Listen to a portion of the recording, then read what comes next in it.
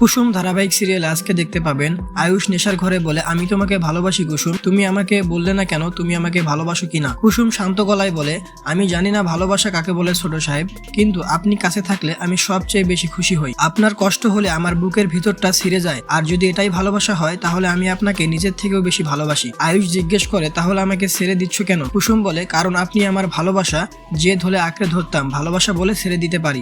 মেঘা একা বলে, কাল সকালে ইন্দ্রাণী গাঙ্গুলি জানলে তার ছেলে কাজের মেয়ের সাথে রাত কাটিয়েছে তখন কি হবে? আজকের রাত নষ্ট করব না, কিন্তু কাল সকালে স্বপ্ন ভঙ্গ হবেই। কুসুম বলে, ছোট সাহেব গতকাল রাতের কথা কিছু মনে আছে? আয়ুষ মাথা চেপে ধরে, আমি তোমার ঘরে ছিলাম, তারপর কিছু মনে নেই।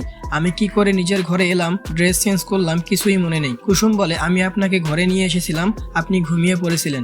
অন্যদিকে মেঘা বলে, কাল রাতে তুমি আয়ুষের ঘরে ছিলে, আমি নিজের চোখে দেখেছি। কুসুম দৃঢ় গলায় বলে, আমি সারা রাত আমার ঘরেই ছিলাম, মিথ্যে অভিযোগ করছেন আপনি। মেঘা বলে, সত্যিটা লুকাতে পারবে না কুসুম, আয়ুষের সাথে রাত কাটানোর মাসুল তোমাকে দিতেই হবে, এটা আমার চ্যালেঞ্জ।